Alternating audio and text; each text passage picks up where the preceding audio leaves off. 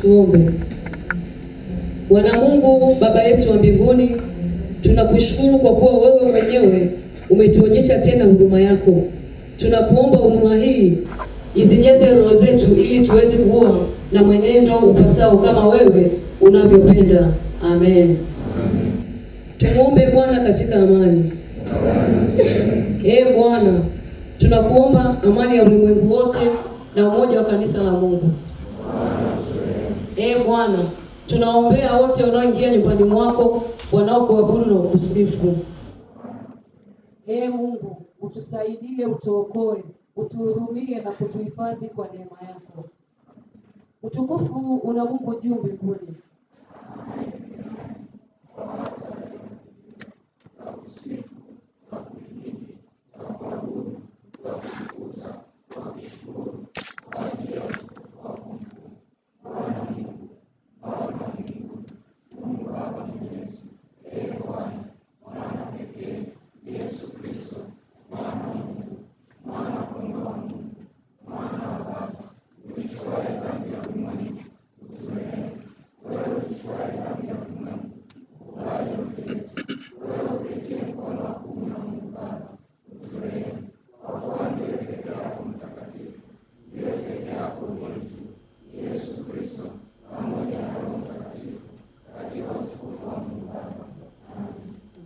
Bwana akae nanyi. Yesu asifiwe. Tuketi. Aliandaliwa katika somo la kwanza na la pili.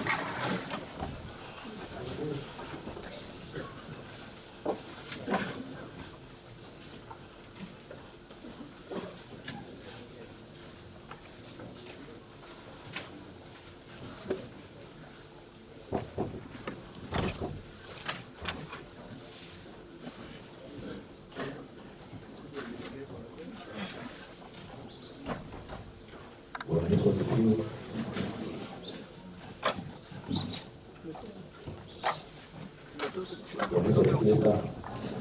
Karibuni kusikiliza somo la kwanza kama ilivyoandikwa kutoka chuo cha nabii Isaya sura ya 52 mstari wa 7 mpaka wa 10. Karibuni kusikiliza somo la kwanza kama ilivyoandikwa kutoka chuo cha nabii Isaya sura ya 52 mstari wa 7 mpaka wa 10. Tutakuja kutoka. Jinsi ilivyo vizuri milima, jinsi ilivyo vizuri juu ya milima, miguu yake aletaye habari njema. Yeye alitangazaye amani, aletaye habari njema na mambo mema. Yeye autangazaye wokovu, auambiaye Sayuni, Mungu wako anamiliki. Sauti ya walinzi wako wanapaza sauti zao, wanaimba pamoja, maana wataona jicho kwa jicho jinsi Bwana arejeavyo Sayuni. Piga kelele za furaha, imbeni pamoja, enyi mahali pa Yerusalemu palipokuwa na ukiwa, kwa kuwa Bwana amewafariji watu wake, ameukomboa Yerusalemu. Mstari wa 10. Bwana ameweka wazi mkono wake mtakatifu machoni pa mataifa yote, na nchi zote za dunia zitauona wokovu wa Mungu wetu. Mstari wa 10 tarudia. Bwana ameweka wazi mkono wake mtakatifu machoni pa mataifa yote, na nchi zote za dunia zitauona wokovu wa Mungu wetu. Na hili ndilo somo la kwanza. Karibu aliandaliwa kwa ajili ya somo la pili.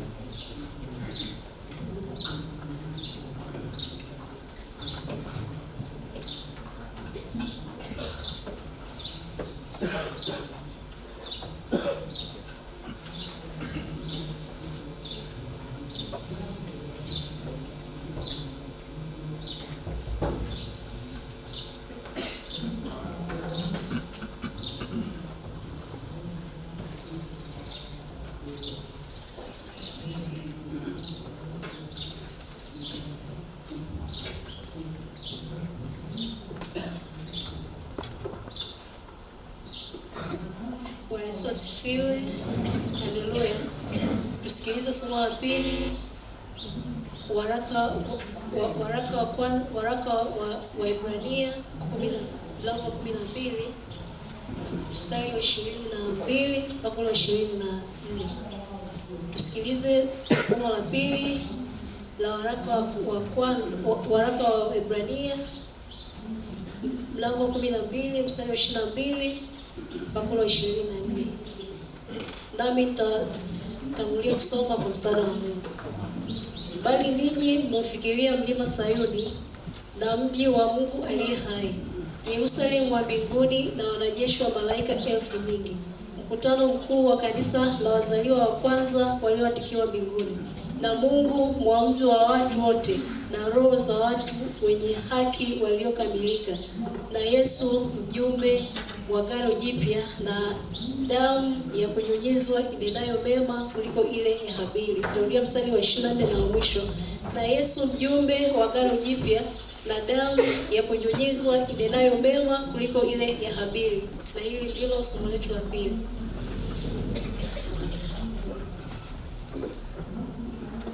Bwana Yesu asifiwe.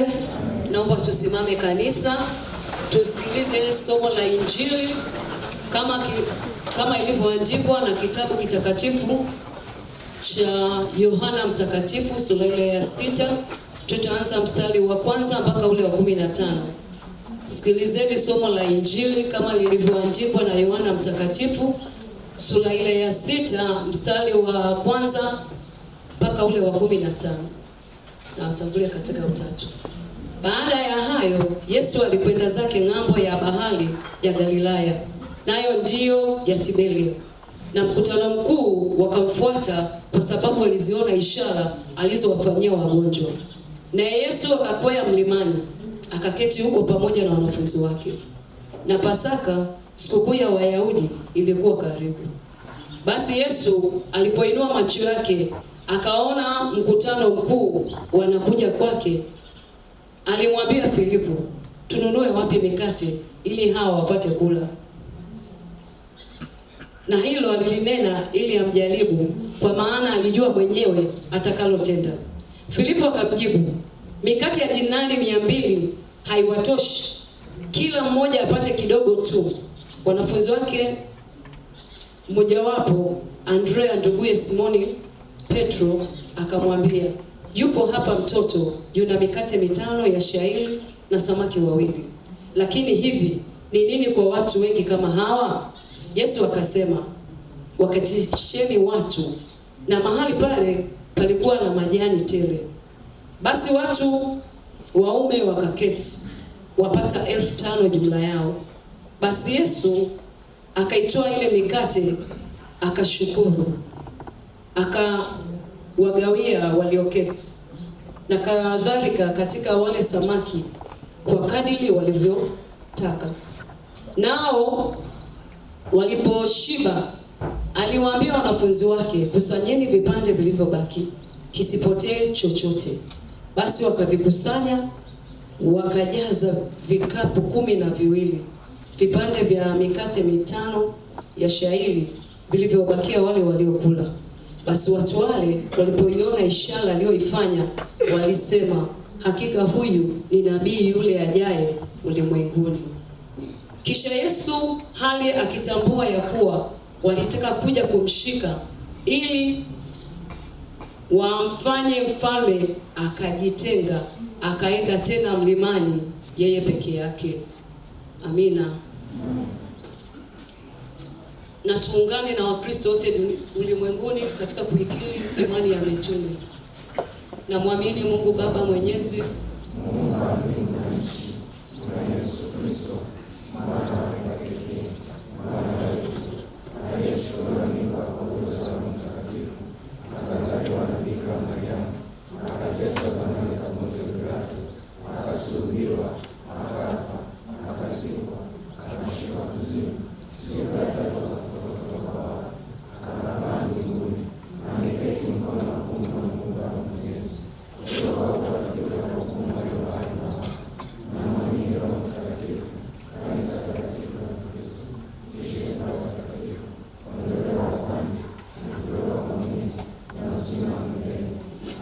Amina. Mshirika naomba tuketi. Karibu SIC tunatoa sadaka za ujenzi.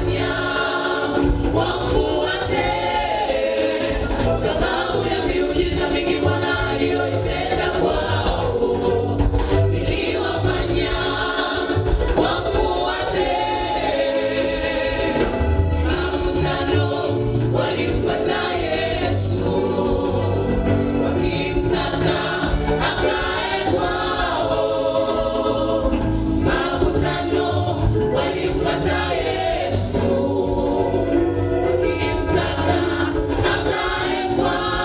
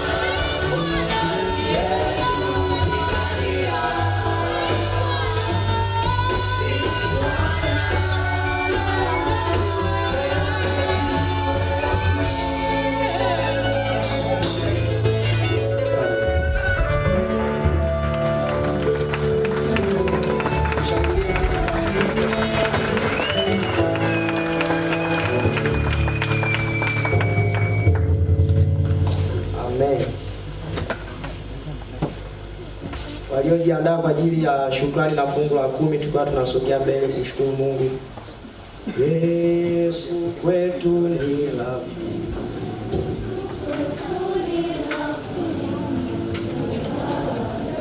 Praise team, tuendelee.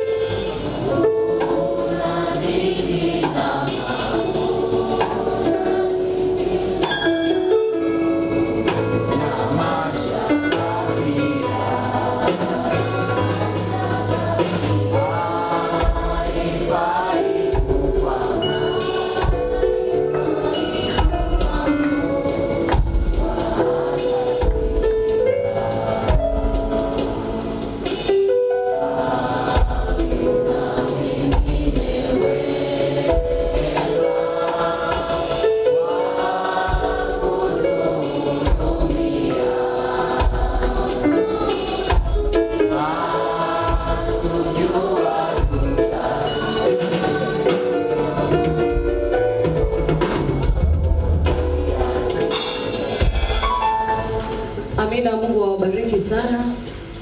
Tupate watu watatu ambao wanaona wasiposhuhudia mahali hapa, yani utakuta kale ka utukufu kanapotea. Tayari naomba pite mbele, pita mbele, piteni mbele. Asanteni.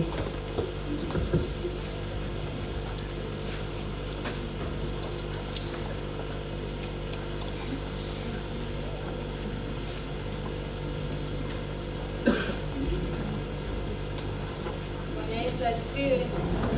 Bwana Yesu asifiwe sana. Napenda.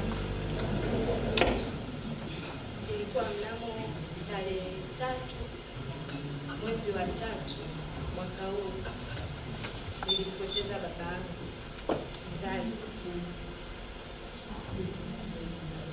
Lakini katika yote Mungu amekuwa mwema kwangu. Nashukuru kwa ajili ya familia yangu nao kanae pale Roma. Hakika wamefanyika faraja sana. Namshukuru rafiki yangu kipenzi Loveness Show. Nilifanikiwa kwenda naye mpaka nyumbani. Akanisaidia tukamzika baba yangu, tukarudi wote, ingawa tulikuwa kwenye kipindi cha maandalizi ya mtihani, lakini hakuniacha. Namshukuru Mungu kwa ajili yake. Namuomba Mungu wa mbinguni aendelee kumtunza kwa ajili yangu na kwa ajili ya wengine.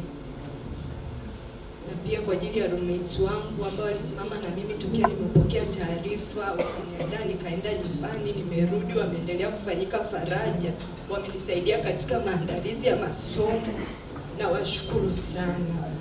Lakini pia kipekee napenda kuwashukuru ndugu zangu wa Praise Team. Hakika wamefanyika faraja sana.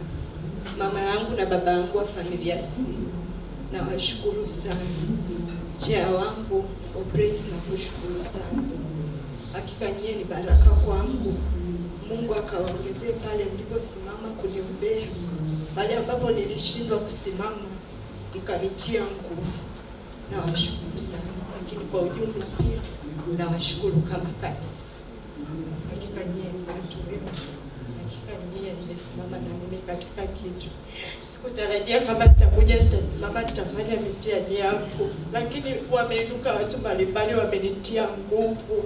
Wameniambia hautapexi. Na katika neema ya Mungu nimeweza kusimama, naona kabisa nasoma, naelewa. Yaani sijui faraja imetoka wapi, sijui uzima umetoka wapi.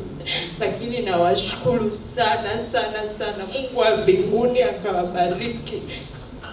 pale mlipojitoa kwa ajili yangu kimaombi, kisadaka, na washukuru sana.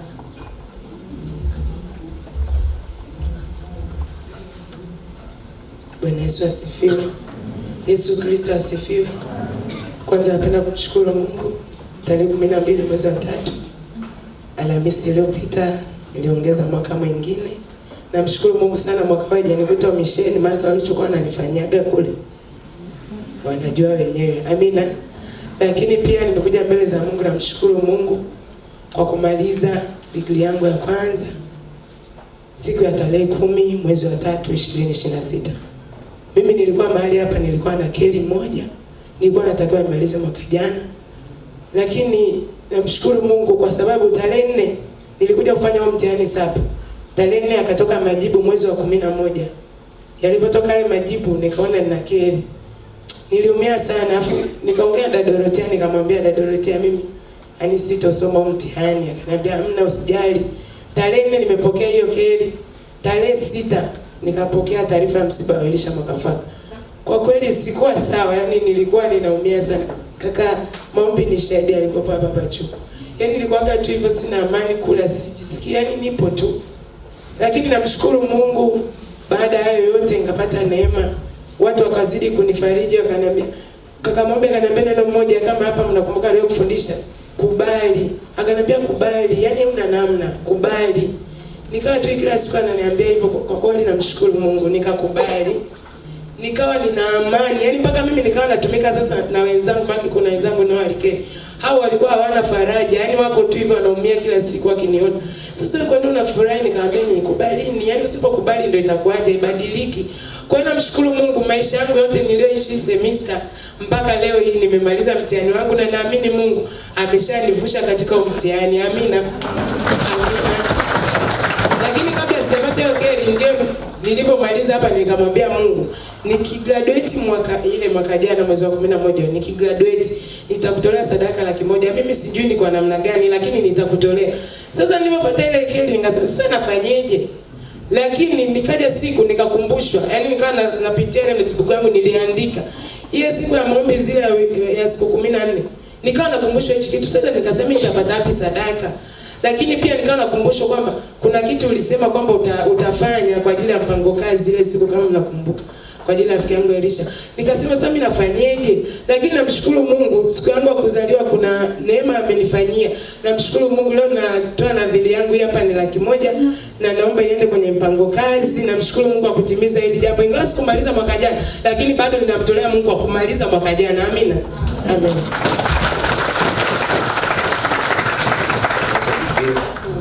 Asante sana. Binafsi na mengi ya kumshukuru kwa kuwa Mungu ni mkuu. Afya, uzima, kibali, uwezo wa Mungu. Bwana asifiwe sana. Mimi binafsi nimekuja kumshukuru Mungu kwa ajili ya masomo yangu. Bwana asifiwe. Mimi sio mtu sipendelea sana kusimama hivi kuongea mbele za watu. Lakini kupitia hali niliyokuwa nayo, nilimwambia Mungu, ukinifanyia hili nitasimama mbele za watu. Bwana asifiwe sana. Kuna mtihani tulifanya kwa data yangu. Ninasoma nao na DS. Bwana asifiwe sana. Sasa huo mtihani matokeo yanakuja. Of course nilikuwa na moja. Bwana asifiwe. Alafu muda huo una moja, ukijumlisha assignment na makorokoro yote mna 10. Kwa hiyo mimi bado 5 alafu au sioni. Bwana asifiwe sana. Sasa mimi yani mtihani matokeo mtihani ilivyorudi, yani nikaingia kwenye maombi kulingana na maksi ambazo nimepungukiwa. Bwana asifiwe sana. Kwa siku ya kwanza naombea maksi 1, siku ya pili hivyo hiyo, hadi maksi hizo kwa zimepelea, nikafikisha hiyo siku. Nikamwambia Mungu, kwa kufunga huko nitarudi, nitaenda kukushukuru mbele za watu. Bwana asifiwe sana. Sasa siku zimeenda, akaongeza maksi 3. Sasa mbona bado hazijafika? Bwana asifiwe sana. Inafurahisha sana, lakini ndo halisia. Sasa mbona kama hazijafika? Nasema Mungu hapa nishachumwa. Bwana asifiwe sana. Nikiendelea kuomba nikamwambia Mungu, ulisimama na mimi. Mwaka wa kwanza ukaniepusha na kesi. Mwaka wa pili sijapata kesi. Mungu ni nini hiki? Mwaka wa 3, mwaka wangu wa mwisho, masomo yote nimefaulu, ili somo moja ndio nikeri nirudi kusoma kwa mwaka mwingine. Nikamwambia Mungu, kwa namna yote nitafanya jitihada ili nivuke. Namshukuru Mungu, kuna watu walikuwa wamefanya mitihani afu then wakapoteza mitihani yao. Sasa walipokuwa wamepoteza mitihani wanaenda kule kwa dokta kaambieje, yeye kwa kuwa amepoteza mitihani na mimi siko nayo nitawapa test. Sasa mimi hiyo siku nikaenda niliomba tu pale nikamwambia Mungu, naondoka hapa naenda kudanganya. Kwa sasa mtihani wangu nina moja. Lakini kule naenda kusema sijapata mtihani. Nikaondoka nikafika hadi kwa dokta. Watu walikuwa wakifika pale wanaulizwa, ulisaini wapi siku ya kufanya mtihani? Wanaanza kuuliza mambo mengi, lakini mimi nilipofika nikamwambia dokta, mimi nimepoteza mtihani. Akafika akaniambia, mimi yani nimechoka hata kuangalia haya majina. Hebu saa 11 njoo mfanye test na wenzao. Wanaweza siwe sana. Ujue baada ya kurushiwa pale, yani nilishuka natoka pale naomba. Namshukuru Mungu machozi yanatoka. Nijikuta niko parumba nisa siwe sana. Wanisa siwe sana. Jamani, keri ni nzito. Hapo unaiona keri hapo kwa mwaka wa 3 ni mwaka wa mwisho. Keri ni nzito sana. Kwa binafsi namshukuru Mungu kwa hilo, nimeenda nimefanya mtihani ule. Nilikuwa natafuta max 3. Lakini Mungu akanisaidia nikapata max 5 na tumefanya mtihani. Test ilikuwa Jumatano. Alhamisi ni wiki. Namshukuru Mungu nimeingia hiyo wiki nimefanya na naamini nimemwakilisha Mungu vizuri na tafaulu siji.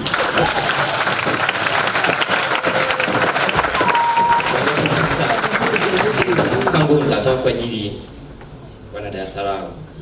Najua kuna wengine hilo somo limewashika, lakini Mungu awasaidia watu. Wanisa sana. Na pia kwa ajili ya mwaka wa 3 wote. Mungu atuepushe na roho za keri. Ni nzito sana kwa umma. Wanisa sana.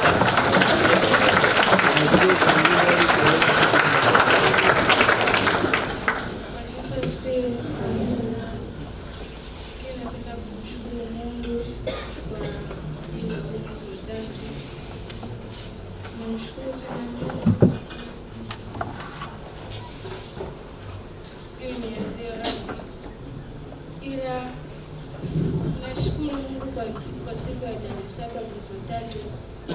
Ilikuwa siku ngumu sana kwangu, siku ya maumivu sana, na sikuwahi tegemea kwenye maisha yangu, na ile siku imenifanya nijue kwa maisha yako hivi. Nashukuru ni siku ambayo nimepoteza baba yangu, sikuwahi tegemea. Sawa, nilimuuguza muda mfupi. Sikuwahi jua kwamba hiyo siku itakuwa imetokea. Niliona ni mapema sana. Muuguza kwangu nilijua ataamka tena na kusimama. Kwa sababu ni mtu ambaye tulikuwa tunaongea ya asubuhi. Mpaka nakumbuka ilikuwa tarehe 6 Ijumaa, naye asubuhi siku naye ila asubuhi yake mpaka nafika saa 4 nilikuwa sijaongea. Kasema mbona baba hajakufikia? Sikuwa nimeki.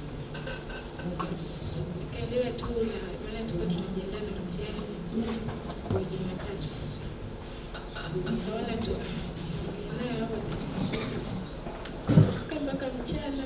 Mungu akanipigia akaniambia baba yuko vizuri, tuko hospitali.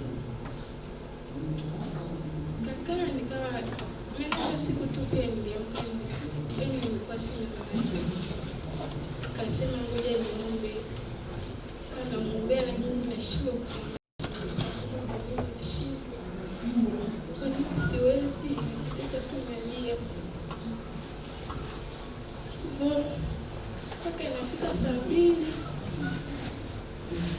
Mama wangu alikuwa anahitaji anifiche lakini alishindwa. Tukapata muda hivyo nikaambiwa taarifa amefariki. Ni kipindi kigumu sana. Lakini pia kimenifundisha vitu vingi. Kimenipa kunifunua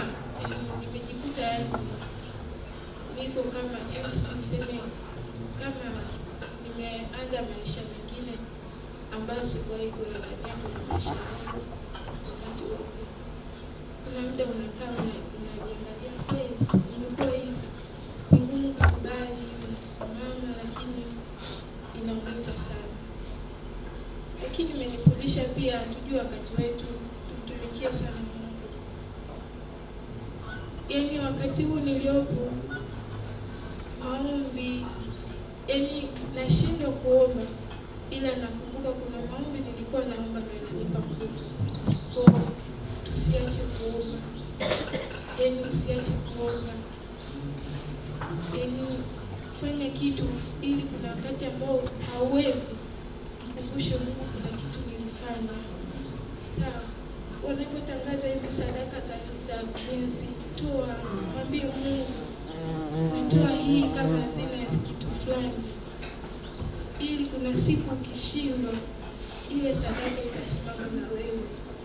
Nenda msheni, utafanya kama sehemu ambayo Mungu anamwambia, Mungu Tabora sio kwetu, lakini nafanya kwa ajili yako, na wakati usitorudi tena kwenye maisha yako, ila kitu unachokifanya hapa kikaishi na mimi, kikawe msaada kwenye maisha yangu mengine. Mimi nilimzoea sana baba yangu, yaani kuna muda ninaogopa. Watu asubuhi nasema kweli naenda kanisani, alikuwa ameshanipigia ananiambia nicho nenda kanisani, yaani hivyo.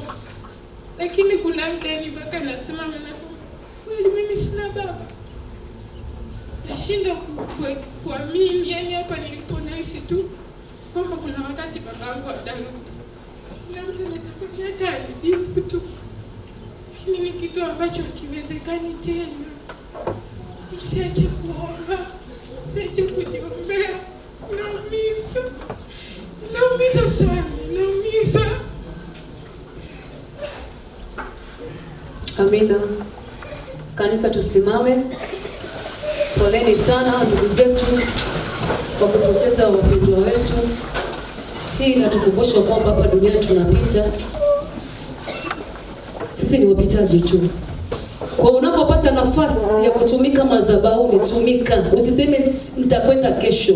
Hakuna anayejua kesho yake. Yesu asifiwe. Fanya kwa ajili ya leo. Na semester hii kama umefuatilia, kulikuwa na spiritual ya mauti kwa ajili ya wazazi. Huu mwaka wazazi wengi wameondoka sana. Watu tunakaa tunatafakari. Hasa mimi kwa Dar es Salaam. Yaani kila wiki kuna mtu anapoteza mzazi. Hebu tuendelee kuombea wazazi. Hakuna atakayemuombea. Sisi tumepewa kibali cha kuomba kwa ajili ya wazazi wetu na ndugu wengine. Na ndio maana tuko mahali hapa. Usidhani tuko mahali hapa tu ulikuja tu. Kuna kitu ambacho Mungu amekuinua ufanye kwa ajili ya familia. Yaani wewe ndio Mungu amekupa kibali. Na umefika mahali hapa kwa ibada za hapa. Wewe Mungu ndio amekupa macho ya kuona wapi tunakwenda, wapi tulikotoka. Usipobeba wewe familia, hakuna mwingine kubeba familia. Na hii tu ni shetani yupo tu anafanya kazi. Yaani kuna roho ya shetani kwa ajili ya kuvuruga destiny ya kila mmoja mahali hapa. Yesu asifiwe. Amina. Leo ikiwa ni Jumapili yetu ya mwisho kabisa. Natamani sana kwamba hakuna mtu hapa ambaye hana neno la kumshukuru Mungu. Wote tuna vitu vya kumshukuru, hasa katika masomo yetu.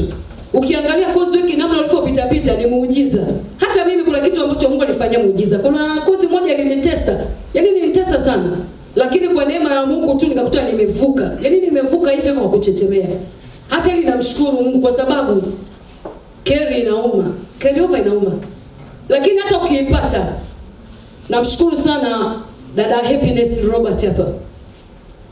Happiness Mkata. Kwamba kubali kile unachokipitia. Usije ukakata tamaa. Yaani kubali mazingira yote unayopita. Hiki ni kipimo chako cha imani. Kuna wakati tu keri inakuja kama kukupima. Kwamba njia yote imeshindwa kutoka, ikubali. Sio kwamba huna akili. Kuna namna ambapo Mungu anataka akupime. Je, katika hili unasimamaje? Usiache kumwomba Mungu. Kuna sapu zitakuja tena. Ikubali ile sapu, usikatae.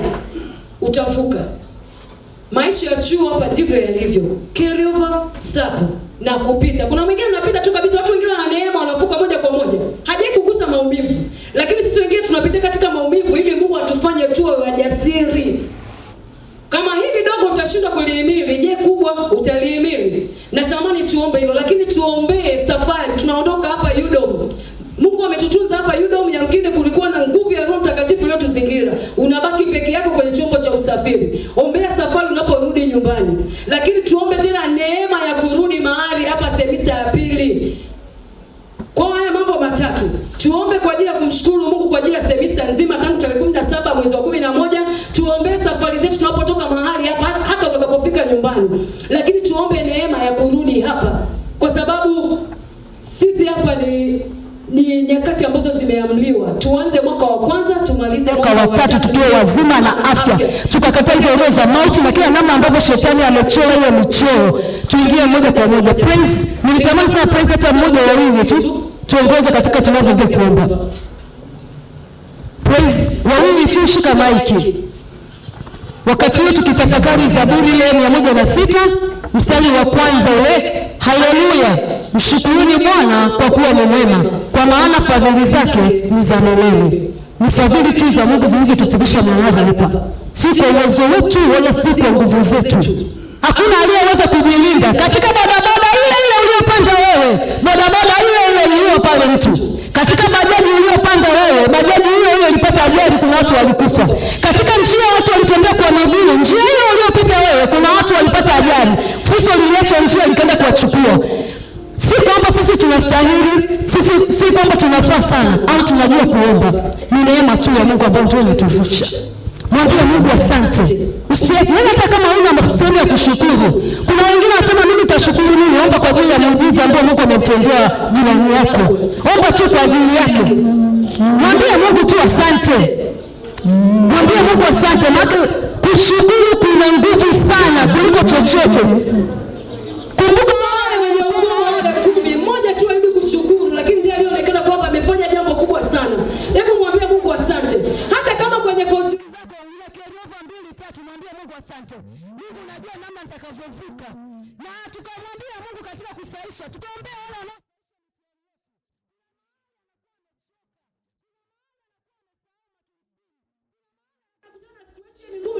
Aisha asila imempanda. Hebu mwambie Mungu, kumbuka hizo karatasi ambazo umezifanya.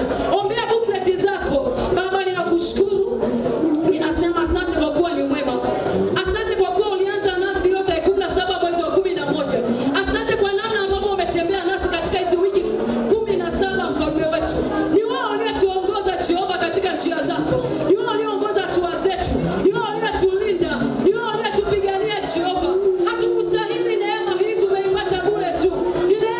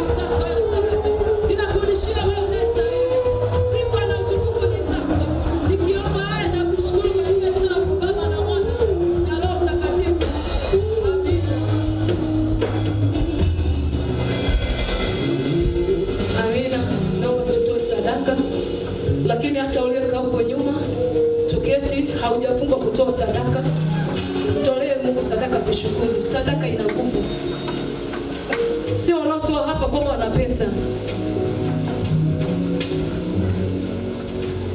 Amen.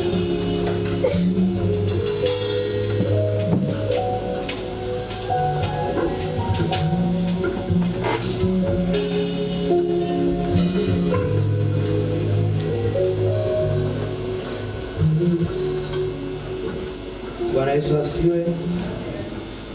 Mshangilie Mungu kwa makofi.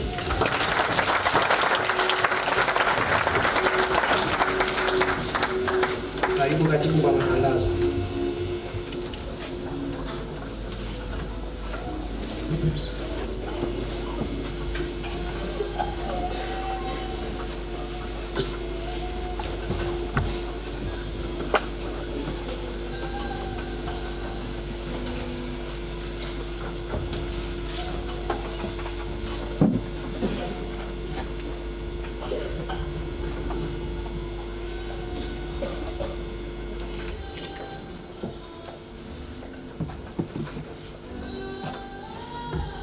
Bwana Yesu asifiwe. Yesu Kristo asifiwe. Tunaweza tukasifanya zaidi ya hapo. Bwana Yesu asifiwe. God of sign, God of sign and wonders. Kipekee tupenda kumshukuru Mungu pamoja kwa kutupatia neema hii, ikiwa ni Jumapili yetu ya mwisho kwa semester hii ya kwanza. Jumapili ijayo tutakuwa wapi? Jirani yako, Jumapili ijayo utakuwa wapi? Tusikize matangazo ya siku ya leo kwa uongozi wa kanisa, ikiwa ni tarehe 15 mwezi wa 3 2026. Tangazo la kwanza, tunapenda kuwakaribisha wageni wote waliopata kibali na neema cha kushiriki katika ibada yetu ya siku ya leo. Kama kuna wageni, tafadhali ningeomba tusimame.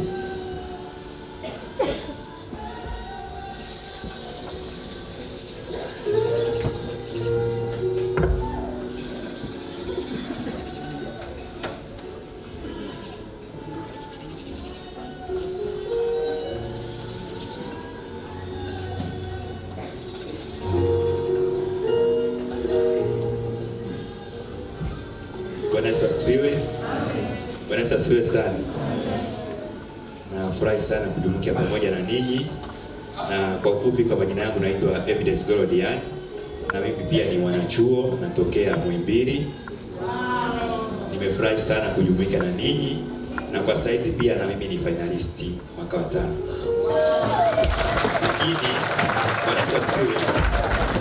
Nimefurahi sana kujumuika na ninyi kwa sababu mimi binafsi nilikuwa najua kwamba shule ngumu ni shule ya Muhimbili peke yake. Lakini nimeshangazwa sana kwa sababu nimefika kutamu siku ya Ijumaa, tupo Chamwino kule kuna shule tunaifanya. Lakini nimekuja kutamu siku ya Ijumaa, nimezunguka baadhi kwa sababu kuna watu ambao nao huku ni marafiki zangu, na nikaona ni beta nifike huku kuwaona. Lakini nimefurahi sana, ila kwa nilivyoelezewa na huku pia shule ni ngumu. Lakini naweza kusema kwamba shule ya Mwasi ni ngumu kuliko ya hapa. Bwana Yesu asifiwe sana. Yes, kwa ufupi sana, mimi sasa hizi nimekuja huku, tupo kwenye sekta moja inaitwa utafiti na uchunguzi wa mambo yanayohusu afya ya akili. Kwa sasa hizi imekuwa ni changamoto sana, na mosi inakuja kuwakumba vijana ambao ndio sisi.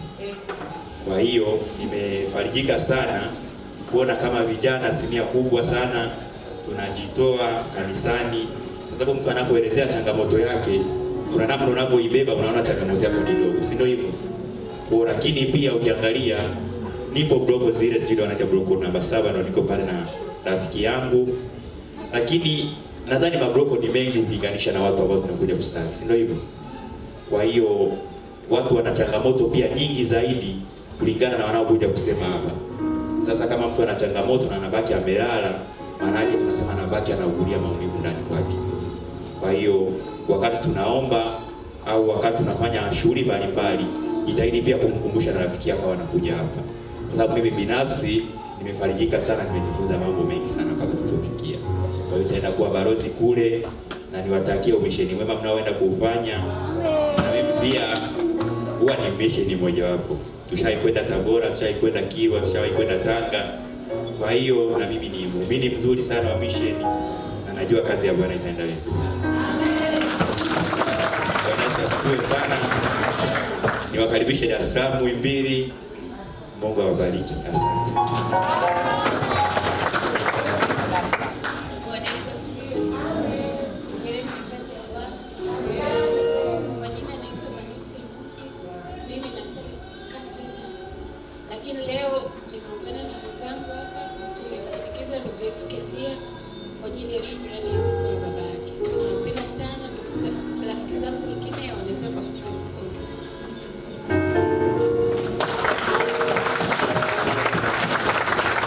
Bwana Yesu asifiwe. Tuwapokee kwa mazito matatu ya kibunge, wabarikiwe na Bwana.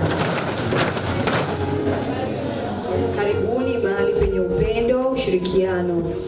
Tangazo la pili, masomo ya leo ni kama ifuatavyo. Somo la kwanza Isaya mlango wa 52 mstari wa 7 hadi wa 10. Somo la pili Waebrania mlango wa 12 mstari wa 22 hadi wa 24. Somo la Injili ni Yohana mlango wa 6 mstari wa 1 hadi wa 15. Tusikilize taarifa ya wakili ya Jumapili iliyopita ya tarehe 8 mwezi wa 3 2026. Tiba shilingi 95, social 365,400, Coed 309,100, Humanity 372,295. Jumla 10,100,317,815. Tangazo la 4 ni Outreach Mission. Tumebakiza siku chache sana kuelekea umisheni. Kwa ambao bado ulikuwa hujakamilisha sadaka yako, basi karibu ukamilishe. Wewe ambao ulikuwa unatafuta nafasi ya kwenda kumtumikia Mungu, fanya kama ni lazima wewe uwepo. Lakini pia kuanzia leo jioni tutaanza kupokea fomu. Wewe ambao ulikuwa umechukua fomu, basi unaanza kurudisha kuanzia leo jioni. Uliyechukua fomu unakaribishwa uanze kurudisha. Sambamba na hili tuna swala zima la udiakonia.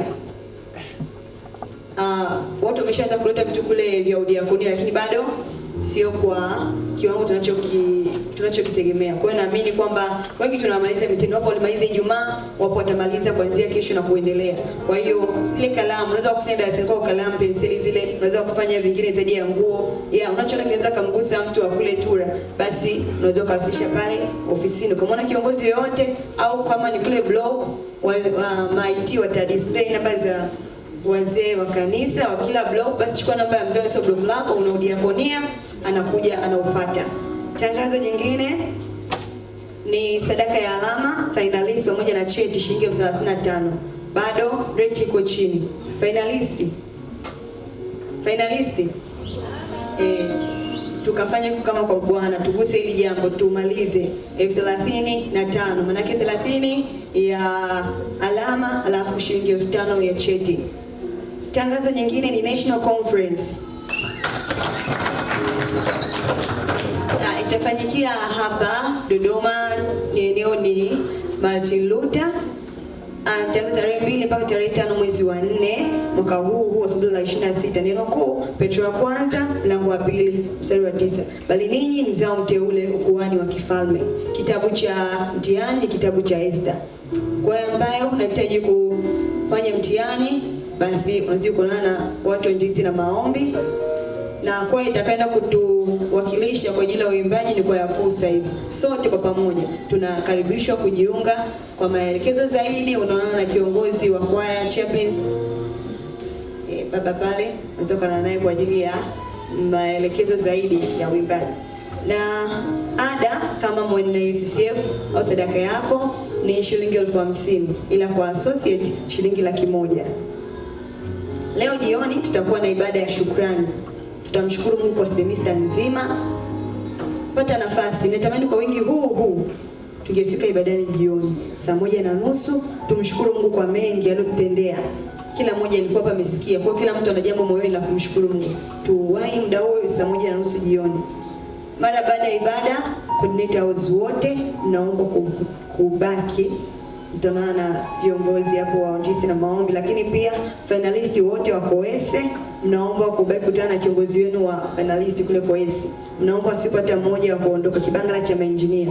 Na mara baada ya ibada viongozi wote wa kamati za umisheni, namaanisha mwenyekiti na katibu wale wa kamati za umisheni, mnaomba kuonana na kamati ya ondisi na maombi mara baada ya ibada. kufikia hapo. Napenda kuwashukuru kwa kupata neema na kibali cha kuhudhuria katika ibada ya siku ya leo, lakini pia Mungu atangulie. Hongera kwa wale waliofanya mitihani wamemaliza, wale ambao bado, Mungu wa ishara na miujiza akatutangulie katika safari hii. Katika yote tutashinda na kushinda.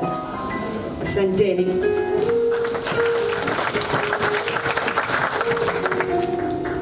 Karibu mnada.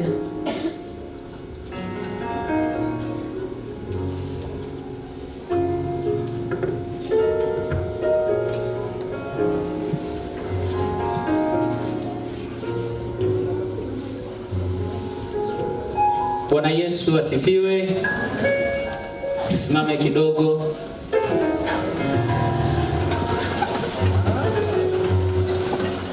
Bwana Yesu asifiwe. Mkono mmoja namna hii, wa pili makofi. Basi tufumbe macho nami nitaomba. Mtakatifu, mtakatifu katika mahali pa juu. Asante kwa ajili ya neema yako na kibali chako. Asante kwa ajili ya ibada iliyopo mbele yetu, ibada ya mnada. Ee Mwenyezi Mungu, wanao watakao kutolea sadaka, ikawa ni manukato mbele zako Mwenyezi Mungu.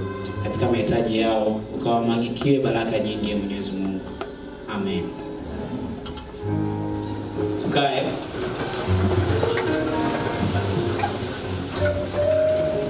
Amen. Leo nisikia kipekee tofauti, si ndio Nisikia kipekee tofauti, is it clear? Anyway, kuna t-shirt hapa safi kabisa. Si umeona rangi zote. Haijalishi una minyosho, unasuka,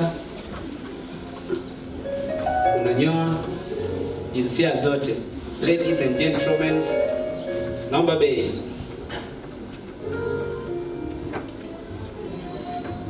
F10 kwa Elini, F10 kwa Elini Moyo. F15 kwa Nikodemo, mzee wa wazee. F15 kwa mara ya kwanza. Nikodemo ndio huyo hapa hivi wakuu.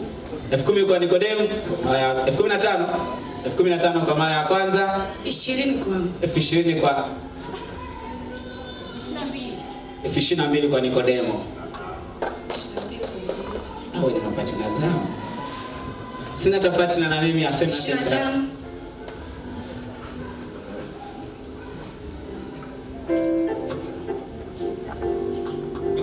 27 kwa Nikodemo.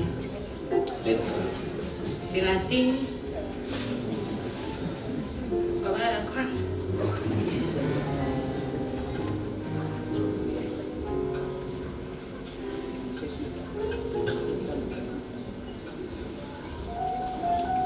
Guess what? Kwa mara ya kwanza. 32 kwa Nikodemo. 35. 35 kwa mara ya kwanza. Ya pili.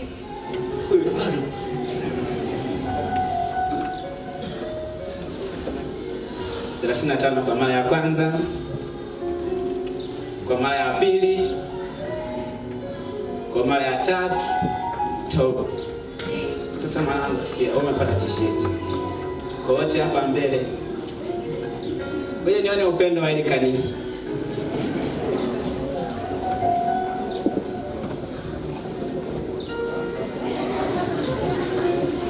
Naomba bei. Kana natosha vipi tena hii? Nimesema tu.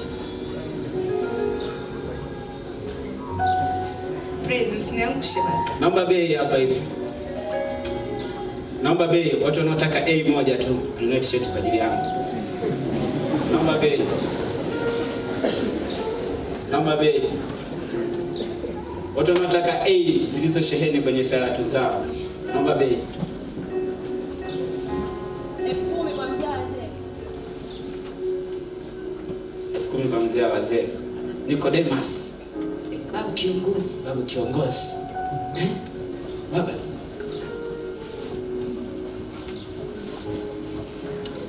F10 kwa mara ya kwanza. Au wazee wenzake wataka kuongeza. Wazee wenzake. Wazee. Wazee. Aya, F10 kwa babu. Anaongezea 2,000, F12. Upendo kwa babu. Upendo kwa babu. Babu anatuhudumia hapa hivi. Ukiwa umechelewa na kupeleka hadi kwenye siti, afa tumepiga silence mode. Unaona. 12. 12,000. Yes. At your first price, 12,000.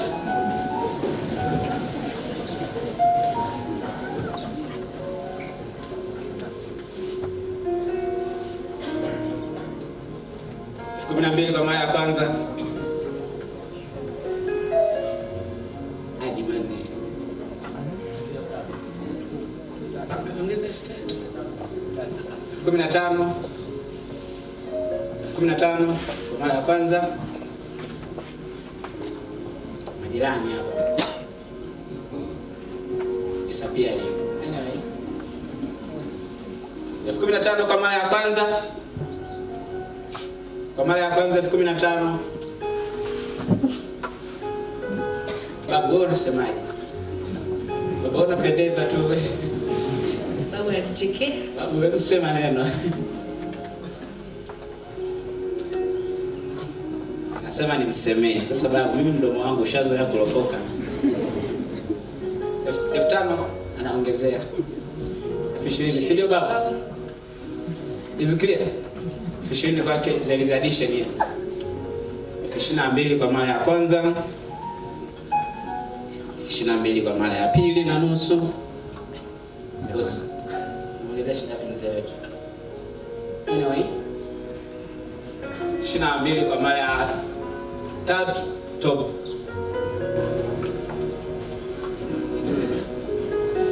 Shauri. Haya. Tunaendelea.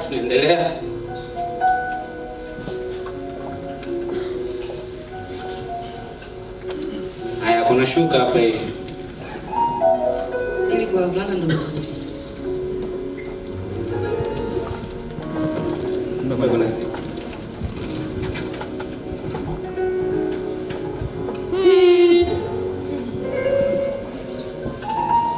Babu hapa.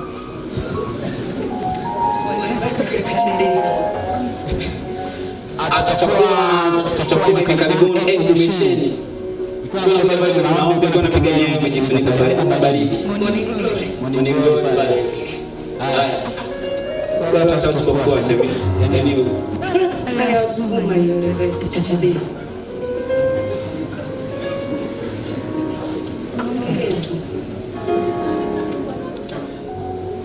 Hekima ya Bwana ni mwongozi. Naomba bei.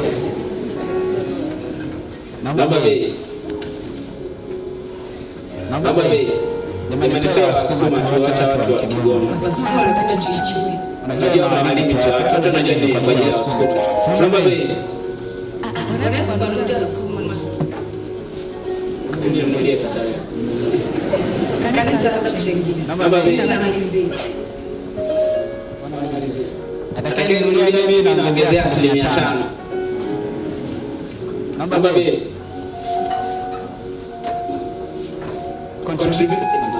Sacrifice. Naomba bei sababu ipatanisha. Shuka safi kabisa hilo. Yaani ukianza ukilipoti chole mwezi wa 11 hadi mwezi wa 7 ndio hadi iko vizuri. Naomba bei. Naomba bei. Watumishi. Kama ni silence moja. Naomba bei. Kwa ajili ya national conference. Tunaomba bei. 15 kwa msukuma. 15 kwa msukuma. 15 kwa kile msukuma. 15 kwa kile msukuma.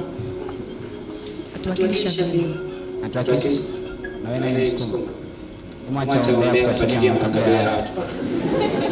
15 kwake. 15 kwake. 20. 15 kwake.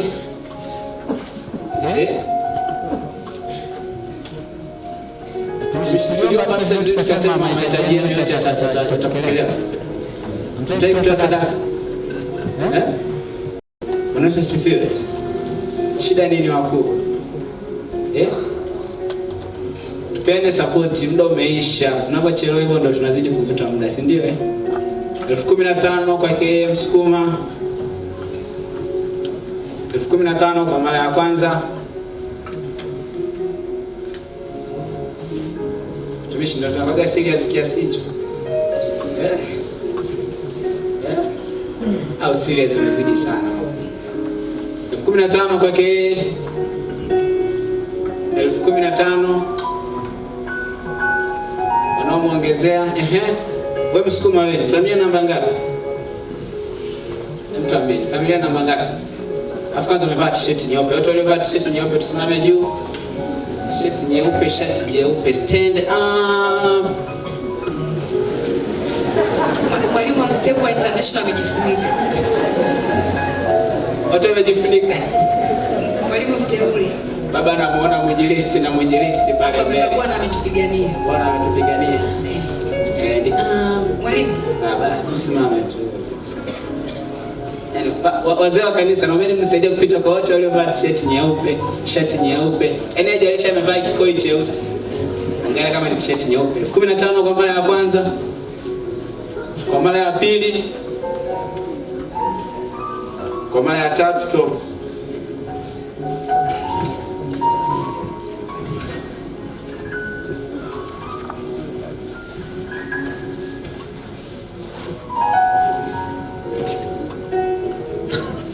Kuna kitenge hapa hivi.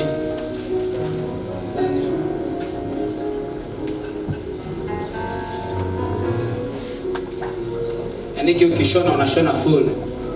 Utaanza unashona socks, unashona sketi, unashona blouse na kikofia chake. Unaingia UE.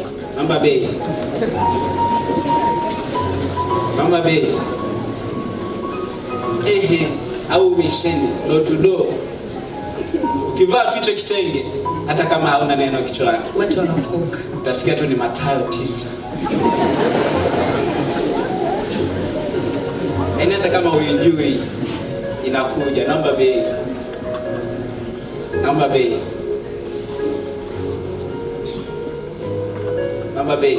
International kama mjapata sala ya live hiyo. Na kweli? Tutapendeza. Kwa ajili ya leso tu. Sasa tunapiga pale ni Bwana. Namba bei. Namba bei. Tuna family dinner na minister. Minister. Tukio kwa kitenge hapo. Ushindi wake. Waliovaa vitenge wote.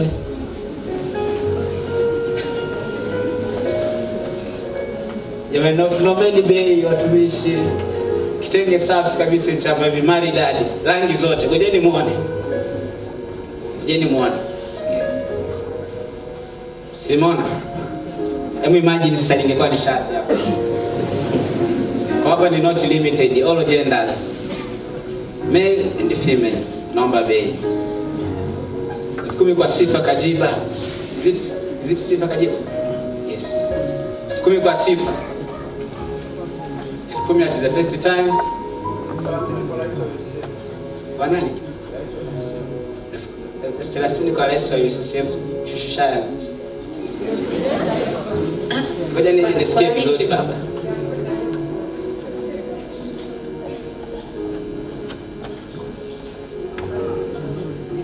Elfu 30 kwa Rais wa UCCF taifa la Tanzania. 30 kwa Rais wa taifa la kwa Rais wa UCCF taifa.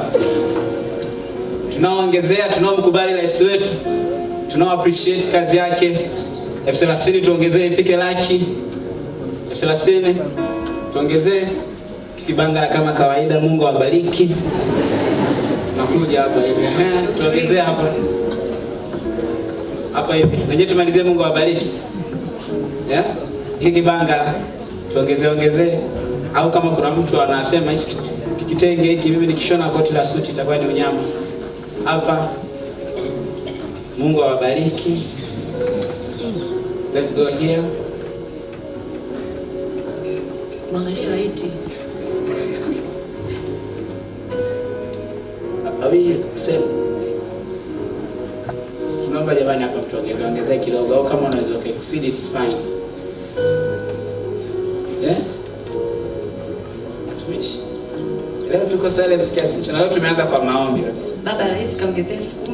Ongezea 10,000. 40,000. Tuongezee. Au basi kama kuna mtu anachukua 50,000 sasa. Tuongezee. Atumishi, tunaoga serious kiasi hicho. Sema engineer. Kibanga cha engineer. Haya, wanaohitaji wapate A5 tuongezee. 40,000 kwa mara ya kwanza. 40,000 kwa mara ya kwanza. 40,000 kwa mara ya pili. Kwa mara ya tatu top. Haya. Kuna sabuni hapa hivi. Sasa hii sabuni does not require the usage of many energy when you are washing clothes.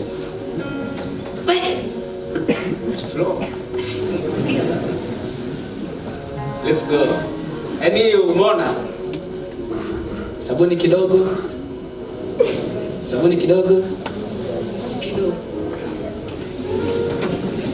Kwa maana unakonga.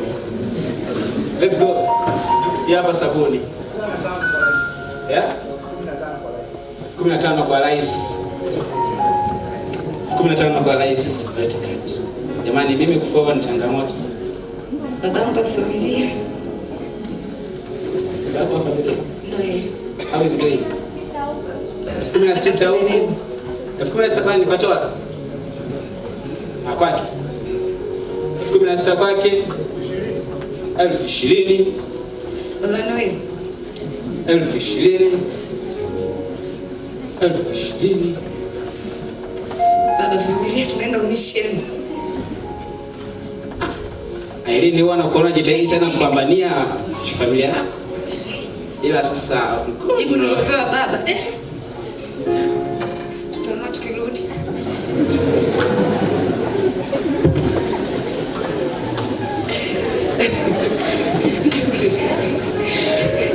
Ngoja kwanza. Kwa nitarajie familia yako nguo kufua size nini? Hata msheni atotofua baba. Fumba macho tuombe. Jamani 20,000 ngapi tulishia? Sasa hapo nipigisha story hadi nasahau. How much? 20,000 kwa rais. 20,000 kwa rais. 20,000 kwa rais. Yaani umeona hivi ilivyo hivi. Simuona hapa hivi. Hata ukitumia kama tomato inaenda.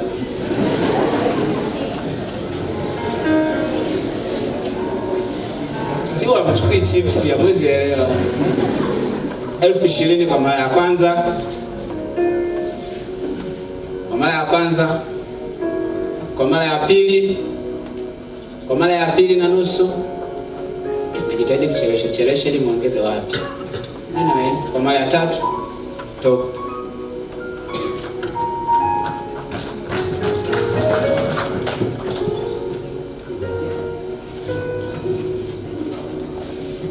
Amina sana, umebarikiwa. Be blessed, be blessed.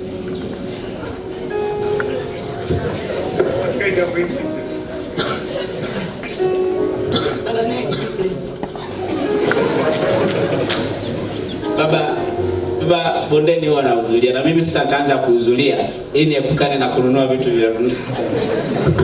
Tuwapongeze akiwa anarejea. Barikiwa sana. Ndio kitu kile.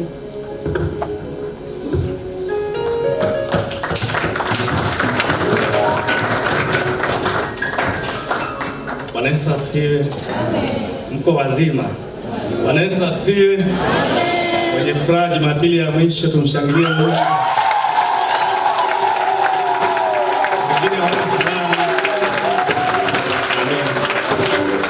Basi nimefurahi sana kuwaona. Naona watu wana amani. Una sheria, una amani. Hebu simama. Mnaona alivyopendeza, pigeni makofi mengi.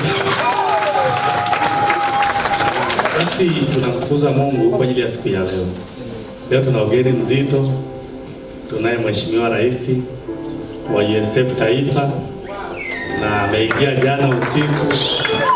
Amekuja kushiriki na sisi ibada ya leo na atakuwepo na sisi pia jioni. Atatembelea, ataenda vitivo vyetu viwili na kesho pia atakwenda vitivo vingine viwili vilivyobaki.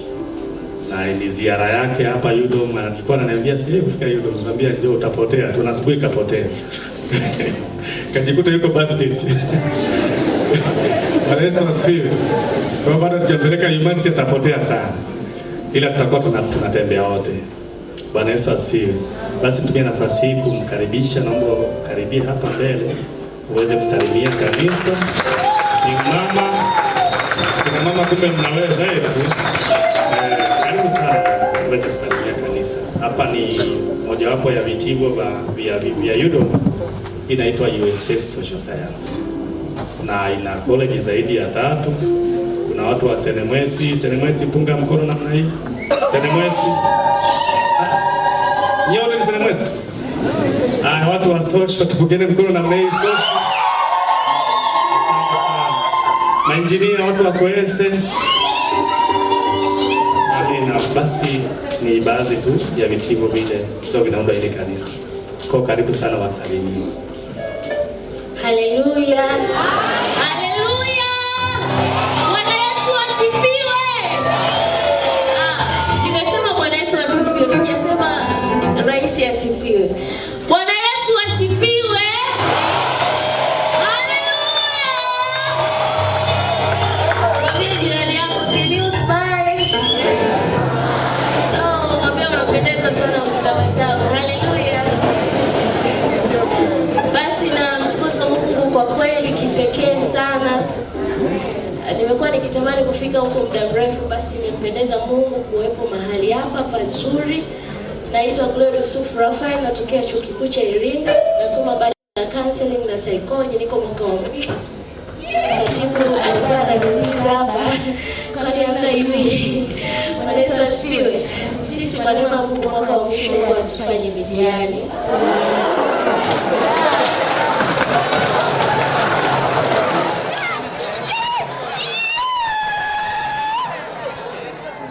Bwana Yesu asifiwe. Asijamaliza sasa. Sisi kwa sababu tunadili sana na akili. Kwa hiyo mwaka wa mwisho tunafanya field na research. Na namshukuru Mungu nimemaliza field yangu ya semester ya kwanza. It was very nice. Lakini huwa tunafanya tu oral exams. Nimemaliza pia tunafanya na research proposal. Ndio maana tuko hapa kwa neema ya Mungu, imempendeza. Nafurahi sana kuwepo na ninyi, na wapenda mno. Mungu awabariki sana. Na nilimwambia mwenyekiti ningehuzunika sana kumaliza uongozi sijafika UDOM. Na Mungu amenipa neema. Barikiwe sana.